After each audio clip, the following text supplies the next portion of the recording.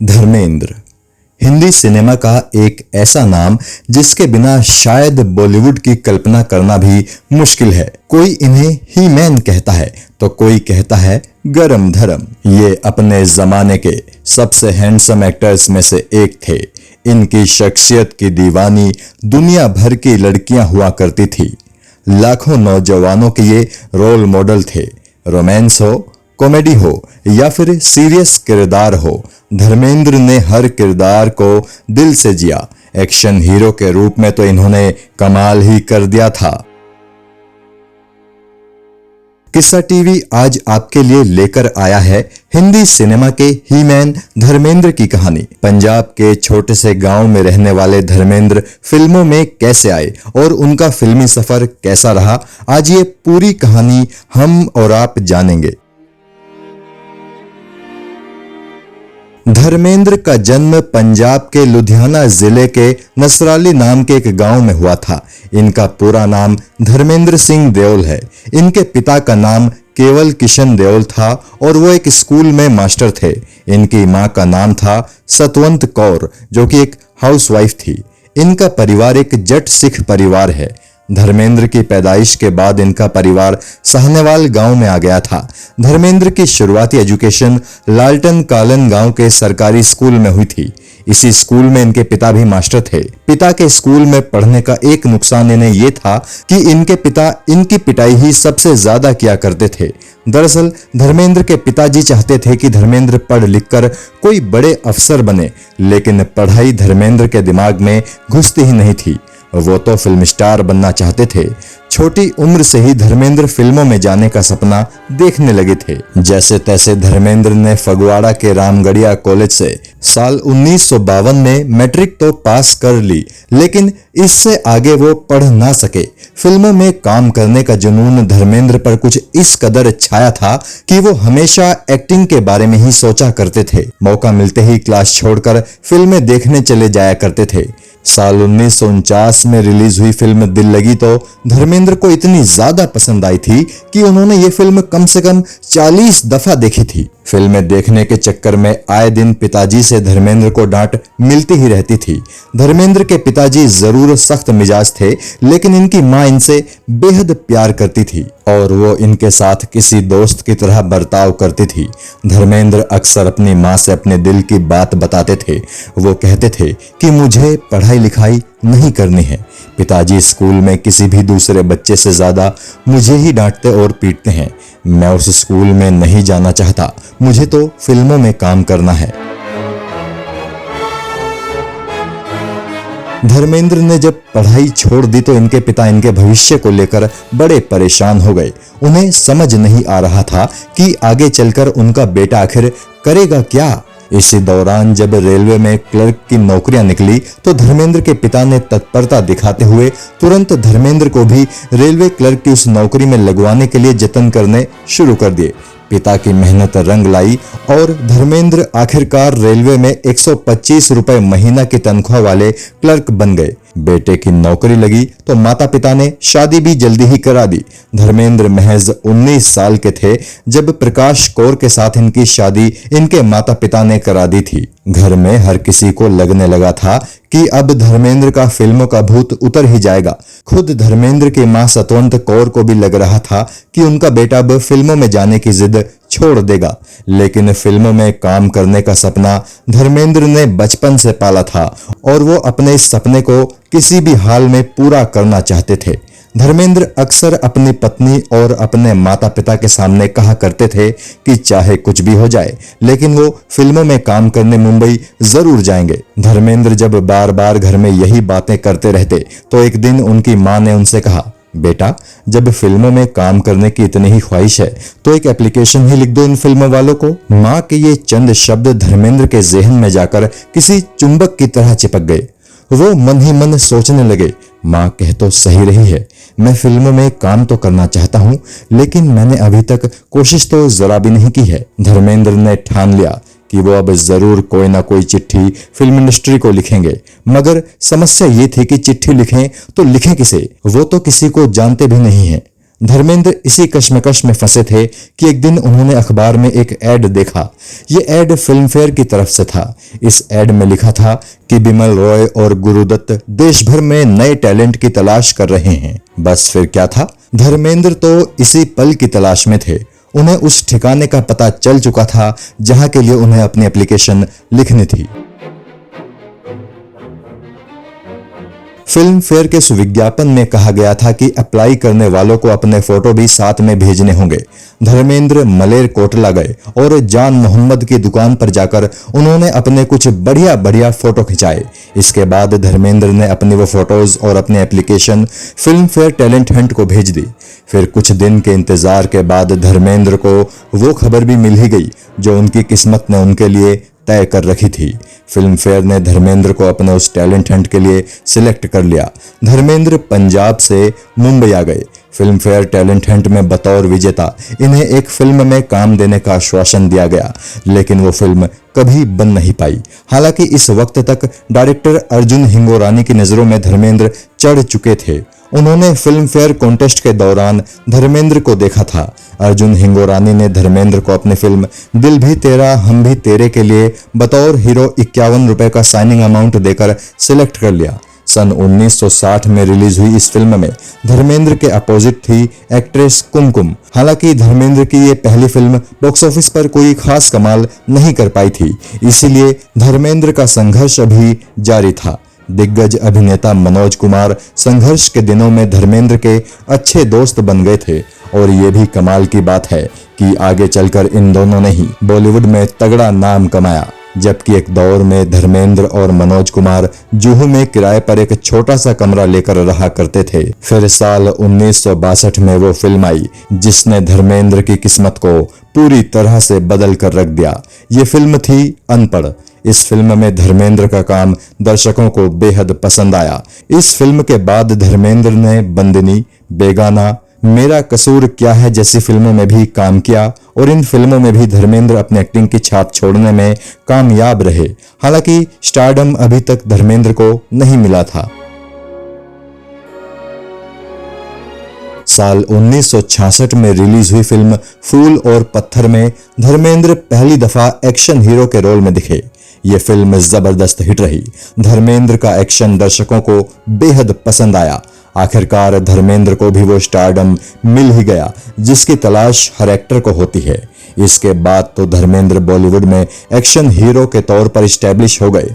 एक ऐसा action hero जो अपने सभी एक्शन सीक्वेंस खुद शूट किया करते थे। धर्मेंद्र ने कभी भी अपने एक्शन सीन्स के लिए बॉडी डबल का इस्तेमाल नहीं किया। साल 1976 में रिलीज हुई फिल्म मां में धर्मेंद्र एक टाइगर के साथ फाइट करते हुए दिखे थे। इस सीन में जो टाइगर था वो एक असली टाइगर था और धर्मेंद्र ने सच में उस टाइगर से लड़ाई की थी। धर्मेंद्र एक से बढ़कर एक फिल्मों में अपने जबरदस्त एक्शन से लोगों के दिलों में अपनी जगह गहरी करते जा रहे थे और केवल एक्शन ही नहीं, रोमांस और कॉमेडी में भी धर्मेंद्र ने अपनी दक्षता को साबित किया था। मगर जब साल 1969 में ऋषिकेश मुखर्जी की फिल्म सत्यकाम में लोगों ने धर्मेंद्र की एक्टिंग को देखा तो वो पूरी तरह से दंग रह गए। किसी को अंदाजा नहीं था कि धर्मेंद्र इस तरह के रोल भी कर सकते हैं, लेकिन आखिरकार लोगों को मानना ही पड़ा कि धर्मेंद्र मतलब कोई भी रोल कर सकने की खूबी रखने वाला एक्टर। राज कपूर की फिल्म मेरा नाम जोकर इस बात का एक और जीता जागता सबूत है कि भले ही हिंदी फिल्म इंडस्ट्री ने धर्मेंद्र को एक्शन हीरो के तौर पर टाइपकास्ट कर दिया हो, लेकिन वो एक वर्सेटाइल एक्टर हैं। मेरा नाम जोकर में धर्मेंद्र एक छोटे से रोल में दिखे थे, लेकिन दर्शकों को धर्मेंद्र का वो किरदार बेहद पसंद आया था। इसके अलावा राजेश खन्ना और वहीदा रहमान की फिल्म खामोशी में भी धर्मेंद्र एक गेस्ट अपीयरेंस में नजर आए थे और छोटे से उस किरदार को भी धर्मेंद्र ने यादगार बना दिया। कुछ ही सालों में धर्मेंद्र फिल्म इंडस्ट्री का बड़ा नाम बन गए। उनके साथ काम करने के लिए अभिनेत्रियां मौके तलाश करती रहती थी। धर्मेंद्र ने अपनी समकालीन तकरीबन सभी बड़ी अभिनेत्रियों संग काम किया था, फिर चाहे वो शर्मिला टैगोर हो या फिर वहीदा रहमान, मीना कुमारी हो या फिर सायरा बानो, मुमताज हो या माला सिन्हा, जीनत अमान हो या फिर आशा पारेख। लेकिन लोगों ने इनकी जोड़ी को हेमा मालिनी के साथ जितना पसंद किया उतना किसी और एक्ट्रेस के साथ नहीं किया। उस वक्त किसी को ये पता भी नहीं था कि बॉलीवुड की ये ड्रीम गर्ल धर्मेंद्र की भी ड्रीम गर्ल है। धर्मेंद्र और हेमा मालिनी ने लगभग 28 फिल्में एक साथ की हैं और ये अपने आप में एक रिकॉर्ड है। शोले, जुगनू, सीता गीता, शराफत, राजा जानी, प्रतिज्ञा और रजिया सुल्ताना, ये वो कुछ प्रमुख फिल्में हैं जिनमें धर्मजी और हेमा मालिनी की जोड़ी दर्शकों को बेहद पसंद आई। धर्मेंद्र और हेमा मालिनी का बहुत सारा वक्त एक साथ गुजरता था। दोनों के बीच प्यार का अंकुर फूटने लगा। लेकिन धर्मेंद्र पहले से शादीशुदा थे और उनके 2 बच्चे भी थे। धर्मेंद्र और हेमा मालिनी के एक होने में धर्मेंद्र की शादी सबसे बड़ी रुकावट बन रही थी, मगर धर्मेंद्र फैसला कर चुके थे कि चाहे जो हो जाए वो हर हाल में हेमा से शादी करके रहेंगे। और आखिरकार साल 1980 में धर्मेंद्र और हेमा मालिनी ने अपना धर्म बदला और एक दूजे से शादी कर ली। जैसे तैसे इन दोनों की शादी तो हो गई, पर उसके बाद जो कंट्रोवर्सीज हुई वो इस जोड़े के लिए बेहद बड़ी चुनौती बन गई। जहां हेमा मालिनी पर घर तोड़ने के आरोप लगे तो वहीं धर्मेंद्र को धोखेबाज तक कहा गया। धर्मेंद्र की पहली पत्नी प्रकाश कौर ने भी धर्मेंद्र और हेमा मालिनी के बारे में खूब भला बुरा कहा, मगर ये दोनों हर तरह की मुश्किलों में एक साथ पूरी मजबूती से खड़े रहे। फिर वक्त के साथ वो सभी कंट्रोवर्सीज और मुश्किलें खत्म हो गई। धर्मेंद्र और हेमा मालिनी की 2 बेटियां हुई, ईशा देओल और अहाना देओल, और इस तरह धर्मेंद्र 4 बच्चों के पिता बन गए। साल 1983 में धर्मेंद्र ने एक फिल्म प्रोडक्शन कंपनी शुरू की जिसका नाम था विजेता फिल्म्स। इस फिल्म कंपनी से ही धर्मेंद्र ने अपने बड़े बेटे अजय सिंह देओल यानी सनी देओल को बॉलीवुड में लॉन्च किया। सनी देओल की पहली फिल्म थी बेताब, जो कि सुपरहिट रही। पहली ही फिल्म से सनी देओल को बॉलीवुड स्टार का दर्जा मिल गया। इसके लगभग 10 साल बाद धर्मेंद्र ने अपने छोटे बेटे यानी बॉबी देओल को भी अपनी ही कंपनी विजेता फिल्म्स से बनी फिल्म बरसात से लॉन्च किया। बॉबी देओल की भी पहली फिल्म जबरदस्त तरीके से सफल रही।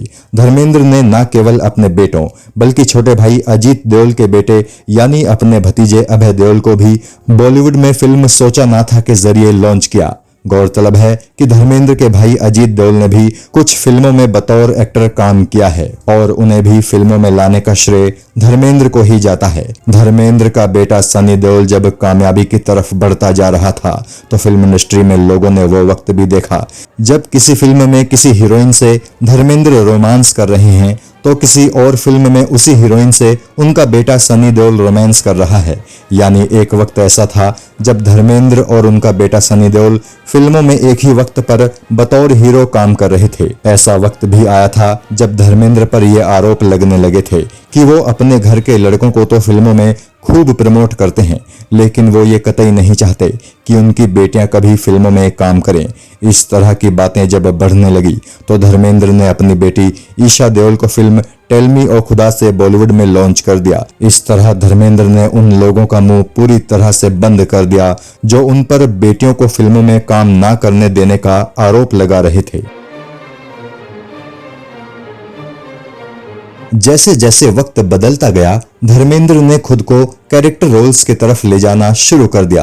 कई फिल्मों में इन्होंने बड़े शानदार कैरेक्टर रोल्स किए। Film life in a metro में धर्मेंद्र ने जो किरदार निभाया था उसने हर किसी को मंत्रमुग्ध कर दिया। धर्मेंद्र के जीवन में एक वक्त वो भी आया था जब ये राजनीति में उतरे थे। भारतीय जनता पार्टी के टिकट पर धर्मेंद्र ने राजस्थान के बीकानेर से लोकसभा चुनाव में हिस्सा लिया और ये वो चुनाव जीत भी गए। हालांकि बाद में धर्मेंद्र ने राजनीति में कोई रुचि नहीं दिखाई और आगे चलकर इन्होंने खुद को राजनीति से दूर कर लिया। मगर इनकी पत्नी हेमा मालिनी जरूर राजनीति में पूरी तरह से एक्टिव हैं और बीजेपी सांसद हैं। वहीं इनका बेटा सनी देओल भी अब राजनीति में आ चुका है और वो भी बीजेपी सांसद है। धर्मेंद्र अपने दोनों बेटों के साथ फिल्म यमला पगला दीवाना में नजर आए थे और इस फिल्म के तीनों भागों में ये अपने बेटों संग कॉमेडी करते हुए दिखे। दोनों बेटों के साथ ये फिल्म अपने में भी नजर आए थे जिसे दर्शकों से खूब प्यार मिला था। धर्मेंद्र के बारे में ये बात जानकर आपको शायद हैरानी होगी कि इन्हें कभी भी फिल्म इंडस्ट्री से किसी तरह का कोई अवार्ड नहीं दिया गया। ना तो इन्हें कभी फिल्म फेयर अवार्ड दिया गया और ना ही इनकी किसी फिल्म के लिए इन्हें कभी कोई नेशनल अवार्ड मिला। हालांकि अपने बेटे सनी देओल के लिए बनाई गई इनकी फिल्म घायल को जरूर नेशनल अवार्ड दिया गया था। 2012 में भारत सरकार ने इन्हें देश का तीसरा सबसे बड़ा अवार्ड यानी पद्म भूषण अवार्ड दिया था। धर्मेंद्र अब 85 साल के हो चुके हैं और इन दिनों वो अपना ज्यादातर वक्त अपने फार्म हाउस पर बिताते हैं। उम्र के इस पड़ाव पर भी वो एकदम सेहतमंद हैं और आए दिन उनके वीडियो सोशल मीडिया पर चर्चा का विषय बनते रहते हैं। धर्मेंद्र ने फिल्म इंडस्ट्री में एक बहुत लंबा वक्त गुजारा है। उन्होंने एक से बढ़कर एक फिल्मों में काम किया है। हिंदी सिनेमा में उनके योगदान के लिए किस्सा टीवी उन्हें सैल्यूट करता है और उनकी अच्छी सेहत के लिए ईश्वर से प्रार्थना करता है। यकीनन धर्मेंद्र जैसा एक्टर हिंदुस्तान में और कभी कोई नहीं हो सकता। जय हिंद।